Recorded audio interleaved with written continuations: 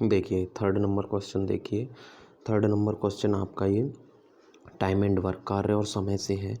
क्या कहता है कि दो आदमी किसी दीवार को 15 और 20 घंटे में बना सकते हैं।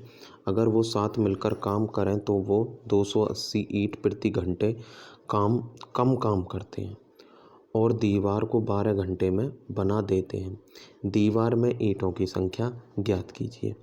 ये ए आदमी है, ये 15 घंटे लेता है, ये बी आदमी है, ये 20 घंटे लेता है। ठीक है, तो इनका एलसीएम लोगे तो कितना आएगा 60। तो 15 से 15 चौका 60 और 20 दिया 60। ठीक है, अगर वो दोनों एक साथ मिलकर काम करें, ठीक है, ए और बी, ठीक है, अगर करेंगे तो कितना करेंगे 4 और 3 7, ठीक है ना, 7 ईंट प्रति घंटा। ठीक है, 7 ईंट प्रति घंटा। लेकिन क्या होता है कि वो 60 ईंट तो टोटल काम करना है, लेकिन वो दीवार बनाने में कितना लगाते हैं तो 12 घंटे लगाते हैं। तो 12 पंजे 60। तो जब ए और बी साथ मिलकर काम करेंगे, ठीक है, और वो कितना काम करेंगे तो कितना लगेंगे 5 ईंट प्रति घंटा। यानी हम कह सकते हैं अगर वो बिना काम को बेकार करें, काम करेंगे तो 4 और 3 7, 1 घंटे में 7 ईंट प्रति घंटा लगाएंगे। लेकिन वो अपने हिसाब से जब काम करते हैं तो कितना लगाएंगे, टोटल काम 60 करना है, 12 घंटे में दीवार को बना देते हैं, तो 12 पंजे 60। तो ये भी 5 ईंट प्रति घंटे। तो कितनी ईंट कम लगाते हैं वो 2 ईंट कम लगाते हैं। और 2 ईंट कितने के बराबर है 280 ईंटों के बराबर। और 1 ईंट बराबर कितना हो जाएगा 1 4 और 0 140 ईंटों के बराबर। मुझे टोटल दीवार बनाने के लिए कितना काम करना होगा 60, यानी 140 गुना में 60। ठीक है, तो कितना हो जाएगा 8400 ईंट। तो पूरी दीवार में कितनी ईंट लगेंगे 8400 ईंट। तो आपका सी ऑप्शन बिल्कुल करेक्ट ऑप्शन है। देखो नेक्स्ट क्वेश्चन देखिए। थर्ड नंबर क्वेश्चन किसका है आपका प्रॉफिट लॉस का, लाभ और हानि से है कि एक दुकानदार किसी वस्तु को विक्रय मूल्य पर कितना 16 सही 2/3, ये कितना 16 सही 2/3 प्रतिशत लाभ पर बेचता है। वास्तविक लाभ प्रतिशत ज्ञात कीजिए। हमें बताना वास्तविक लाभ प्रतिशत क्या होगा। ठीक है, अब कितने प्रॉफिट पर बेच रहा है, वो बेच रहा है 16 सही 2/3 प्रतिशत। इसका फ्रैक्शन बनाओ तो फ्रैक्शन कितना आएगा 16 तिया 48 और 2 कितना हो जाएगा 50/3 प्रतिशत। और प्रतिशत हटाएंगे तो बटे में 100, 50 से कम 50, 50 दूनी 100, यानी 1/6। और ये किस पे बेच रहा है विक्रय मूल्य पर। विक्रय मूल्य का मतलब क्या सेलिंग प्राइस, यानी ये एसपी हो गया और ये क्या हो गया प्रॉफिट हो गया। अब आप एक बात बताओ, यानी मैं कोई चीज़ को 6 रुपये में बेचता हूँ और 1 रुपये के प्रॉफिट पे बेचता हूँ, ठीक है, तो मैंने उसे कितने में ख़रीदा होगा, मैंने उसे 5 रुपये में ख़रीदा होगा। ये कितना हो गया आपका एसपी हो गया और ये क्या हो गया आपका सीपी हो गया। क्या हो गया सीपी, कॉस्ट प्राइस हो गया सीपी। ठीक है, यानी मैंने कम में तो ख़रीदा होगा। अगर मैं किसी चीज़ को 6 रुपये में बेच रहा हूँ और 1 रुपये के लाभ पर बेच रहा हूँ तो कितने में ख़रीदा होगा, उसे मैंने 5 रुपये में ख़रीदा होगा।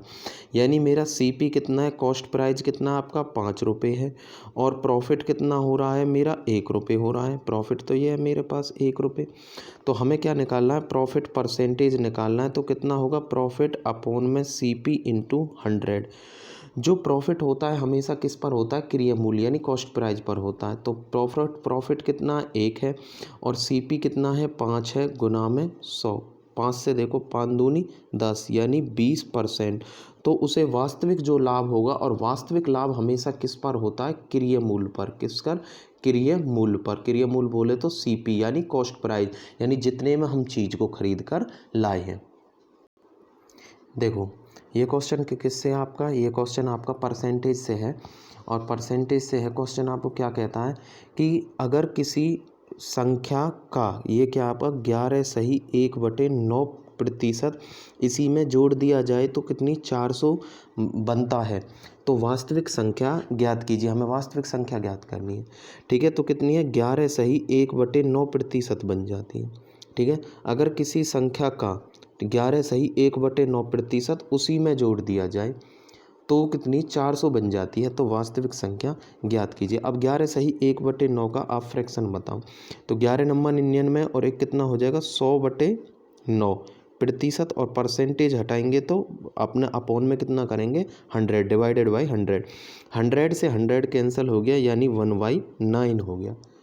ठीक है, तो देखो अब 9 का 11 सही 1/9 प्रतिशत कितना है, एक है। अब अगर किसी संख्या का 11 सही 1/9 प्रतिशत इसी में जोड़ दिया जाए तो कितनी 400 बन जाती है।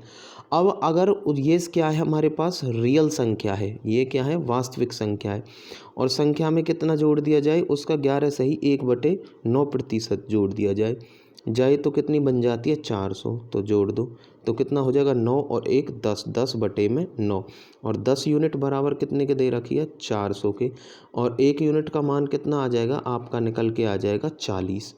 ठीक है, 1 यूनिट का मान कितने निकल के आएगा 40 निकल के आएगा। तो 1 यूनिट का मान कितना निकल के आया आपका 1 यूनिट का मान 40 निकल के आया, और वास्तविक संख्या हमारी कितनी है 9 यूनिट है।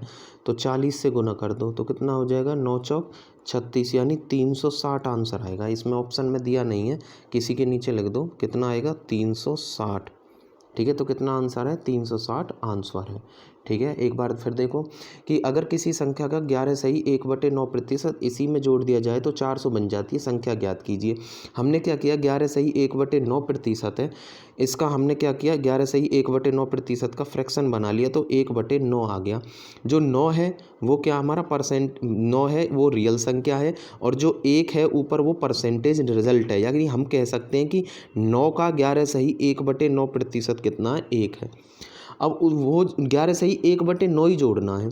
ठीक है, किसमें संख्या में, तो 9 और 1 कितना हो गया 10, जुड़ने के बाद संख्या कितनी हो गई 400।